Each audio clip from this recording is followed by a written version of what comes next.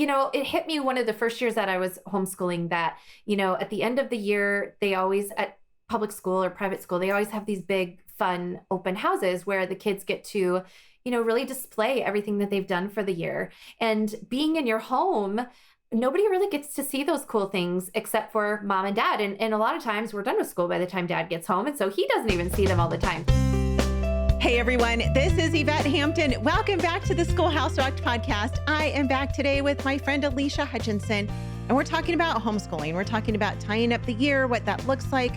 Today we're going to talk a little bit about some end of the school year traditions that she and her family has, and then we're going to talk a little bit about summertime and what that can look like for your family and how you can continue learning alongside of your kids throughout the summertime. But before we do that, I want to say thank you to our sponsor, BJU Press Homeschool.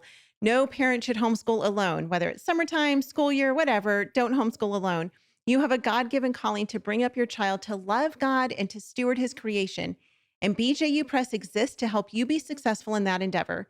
Visit their website at bjupresshomeschool.com or call 1-800-845-5731 to connect with an experienced homeschool consultant. This is a great time of the year for you guys to do that as it's summertime.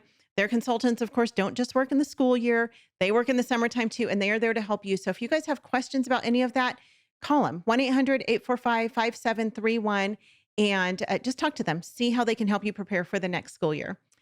Well, Alicia, welcome back to the podcast. I am so fun. I'm having so much fun. I'm so fun. Well, I am fun too sometimes. I like to think I'm fun most of the time. I like to think I'm fun too. Right.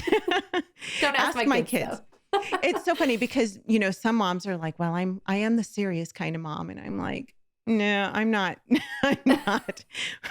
When I try to be serious, my girls laugh at me and they're like, oh, mom, you're like, they can't take me seriously. And sometimes it causes, though I will say when I'm really serious about something, they know it and they will usually fall into line because they know mom is really upset or mad, but because it doesn't happen made her often. mad now. Yes. Yeah. Yeah.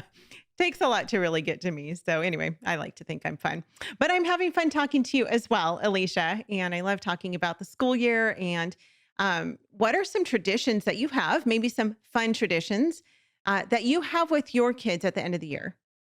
Well, we do have a couple of really fun end of the year traditions. I always think the first day and the last day, even if you're tired, you should make a lot of fanfare about it because you just are starting out something really fun or you're ending something that you worked really, really hard at for an entire school year. So you should celebrate. Yeah.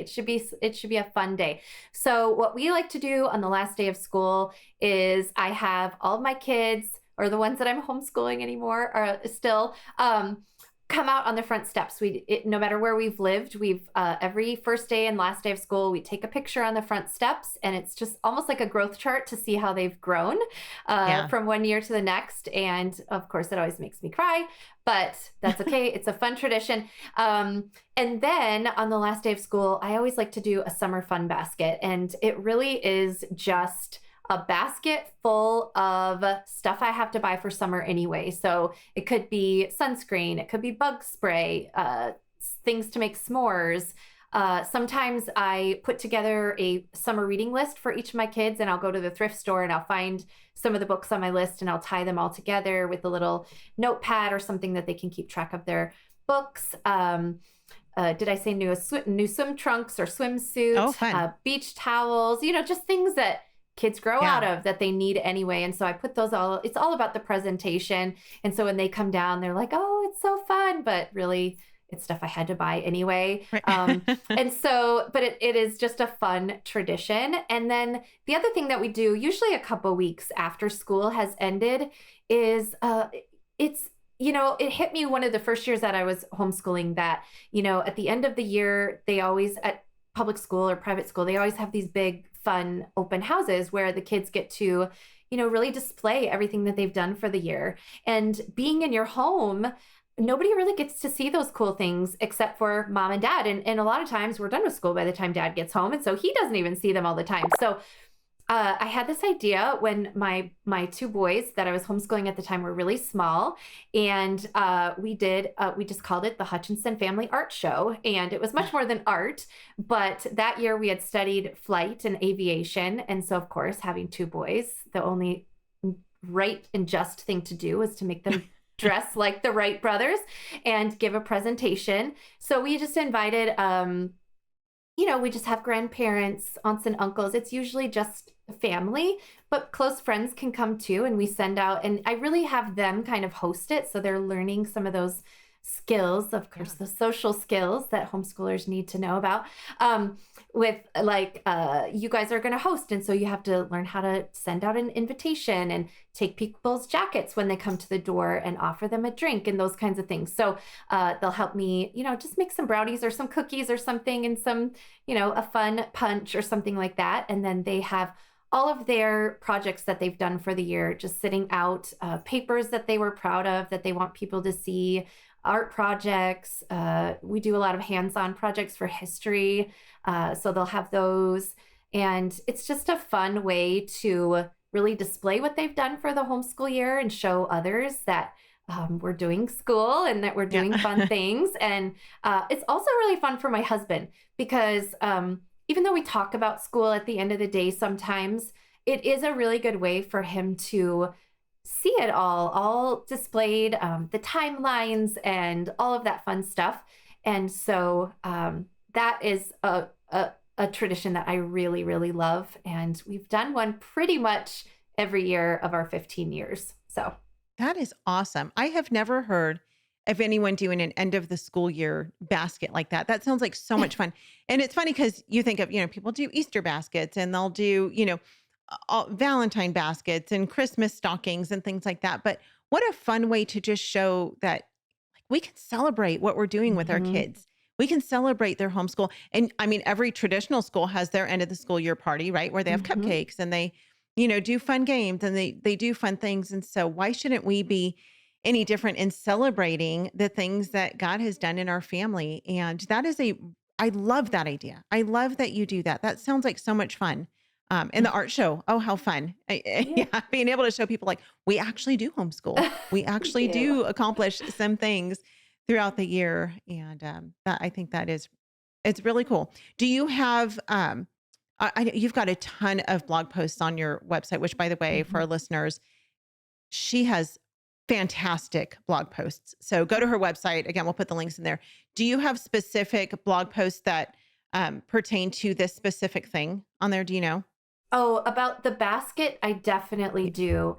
Okay. I have multiple posts with tons Okay. of ideas and Yeah. links and Fun. things like that. And about the art show, I do believe I know I've wrote an article in the magazine that we write. Mhm. I know I wrote one in there, but I'm pretty sure there's at least one blog post on the blog Okay. as well. Cool. So Yeah. If you can send those to me, we'll throw those in the show notes as well. And then people can access those and get some more fun ideas. But I sure. love that. Let's take a break. We'll be right back. We want to thank all of our sponsors for making this show possible: BJU Press Homeschool, CTC Math, Apologia, and IEW. Without them, we wouldn't be able to do this. Visit the show notes for links to these great companies and thank them for supporting the Schoolhouse Rocked podcast. We are back with Alicia.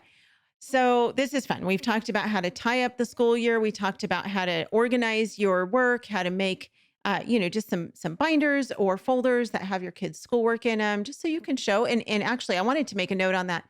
Every state is different. So make sure that whatever state you're in, especially if you're new to homeschooling, make sure you know what your state requirements are, because some states really do require you to do that. They want to see that you have work. And if someone shows up at your front door, they want you to be able to present to them your, a report card and your attendance record and some work samples and things like that. So some people have to do that. We live in a state that's totally free. We are not required to do that, but it's always a good idea to have those things. And so wherever you live, make sure that you know what your state laws are. And if you don't know what your state laws are, find your state organization and they will help you figure that out. And those state organizations you can find at homeschoolfreedom.com. You can find out most states have an organization, a homeschool organization, not all, but most do. So just figure that out. That's just a little bit of a side note. But we've talked about that. So I want to talk about summertime, because summertime is fun and hot and sweaty and full of activities, and also can sometimes be full of boredom because we don't have our regular structured schedule. We're not necessarily doing any curriculum, though some do, but I would say the majority of people don't, because most kids don't, and so their kids want to be out playing and doing the same things that other kids do. So, what are some fun ways that we can learn during the summertime with our kids? I think there's just so many natural ways. I've tried many times to, do like fun math workbooks and stuff like that, but it just never really works well for us. Some Yeah. people do school all the way through summer. We're just not that kind of people. I think partly because we live in Minnesota and we have to be outside in the summertime. And Yeah. so I really think that there are so many amazing things to learn just naturally spending time outside with your kids, nature walks. I mean, just going on walks, and you could write in a journal what you guys see or not. You can also take this time to have if you have a high schooler like we do, this is a good time for them to read some of those 2,000 books that every high schooler must read before they graduate high school kind of Right. things, and read off of those lists. I always love looking through those lists and putting some of those in my kids' summer fun basket. So those are really good ways to make good use of the time, and uh, also just time to play, especially if you have those little ones still. Just playing outside. There's so many things that they can learn by just giving them, going to Goodwill or the thrift store and giving them a bunch of old pots and pans that are cheap, and letting them play. And like we took a pallet, I think it was free, a pallet that or maybe two of them, and we cut them up to make this mud kitchen for my youngest, and that sits outside on the back. We have this back patio that we don't really use, and so she spends hours out there just making whatever for dinner out Yeah. of mud and rocks and gravel and whatever. But those are really fun ways. And also, if you have, I love using games in my Mm. homeschool, but Yep. sometimes, like you're saying with the co-ops and things like that, Yeah. your days can get really full really fast. So sometimes we have good intentions with those fun extras, but that's a great time. Summer is a great time to pull out some of those sequence games, or we have these maps that have these pins with them, and those are fun to just sit on the counter or the table. And when the kids wake up in the morning, they always gravitate towards stuff like that. If you kind of keep it moving and keep it fresh, so it doesn't just become white noise sitting there. Right. It's just a fun way to pull out those things that you had good intentions of buying and using for school during the school year, but a lot of times the curriculum takes over and the schedule takes over. So games, books, nature, play, Yeah. all kinds of that just natural learning. Yeah. Yeah. You talk about just putting those things out. When we present things to our kids sometimes and say, here, do Mhm. this, they're like, oh, I don't really want to do that. But when they're just out for them to do, I think it's more like, okay, oh, now it's my idea and I want to do this. And so, of course, games are easy, and kids always will gravitate towards games because they're fun. And we have done an episode on game schooling. We'll link that in the show notes as well if you've not heard that one.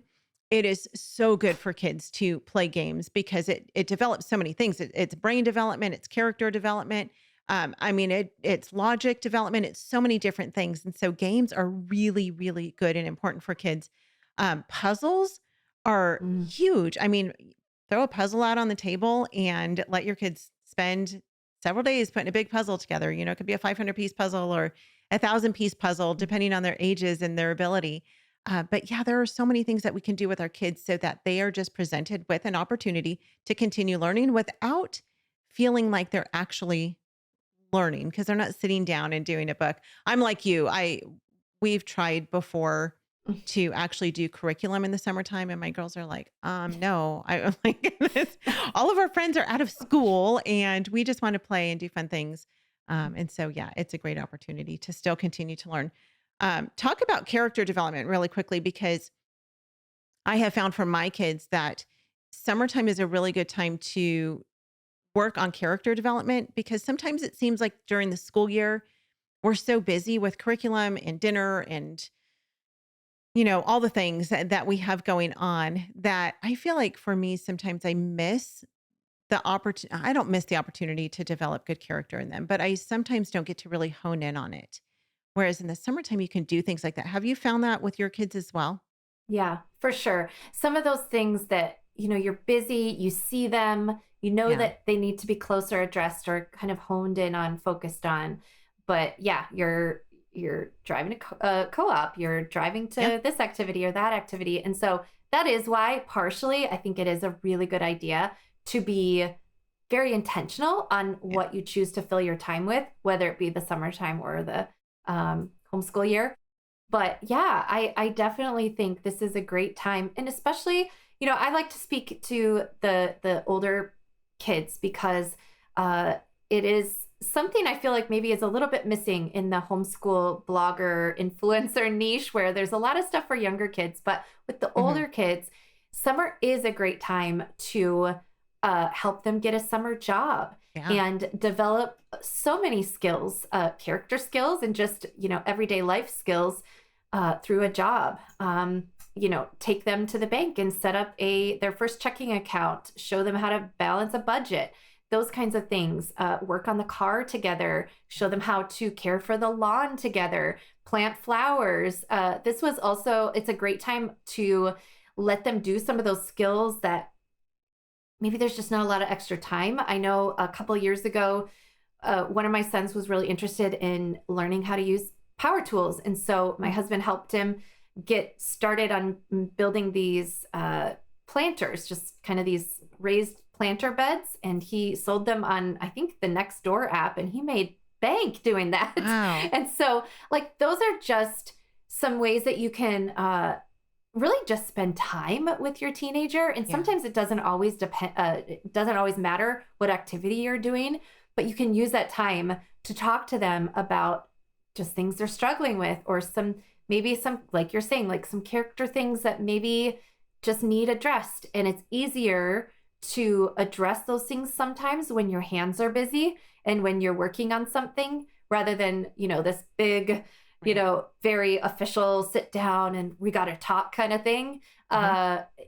Both are effective, but sometimes having those natural, organic conversations while you're both busy and you're both maybe not looking straight at each other, those are really great opportunities that I find open up more in the summertime when everything's just a little bit more low key, which is really Yeah. nice. Yeah, for sure. I mean, even your kids can be, I like that you're talking about the older kids. They can apprentice somewhere Mhm. and learn, maybe as they're starting to figure out, what the Lord would have for them and what path they want to pursue. Maybe they can work at, with construction workers or, I mean, I don't know, they can help the neighbor plant her garden. Maybe if you're not a gardener, there are so many different skills that they can learn that way. And summertime gives our kids the opportunity to do those things because then they have the time. And also service. I mean, that's a great time for kids who maybe during the school year they don't have time, but you can volunteer at your local pro-life center, or you can volunteer at Mhm. your church, or you can volunteer at, maybe a kids camp or something. I mean, there are so many different opportunities that our kids have to serve. And summertime is a great time to do that, where you're not feeling the pressure of, I want my kids to serve. I want them to learn. Oh, Mhm. but they've got this, they've got schoolwork to do and they have the school year that is putting that pressure on you and on them. And so it's just a time where they can be a little bit more free and be able to explore and serve in so many different ways. So I love that. Well, we are out of time again, but we're going to come back tomorrow. We're going to talk more about wrapping up the year. We're going to talk about summertime and probably a few other things. So tell us one more time, Alicia, where people can find out more about you. Yeah, sure. AliciaHutchinson.com, or you can find me on Instagram over at Alicia's, or I also have a homeschool account on Instagram, and that is Learning Well. Okay, sounds great. And you guys, if you are listening and if this podcast is a blessing to you, and if the Schoolhouse Rocked Ministry is a blessing to you, would you consider donating to the ministry of Schoolhouse Rocked? You can do that by going to our website, schoolhouserocked.com. Click the donate button. We are always in need of support to keep this ministry going. And so we are grateful for you.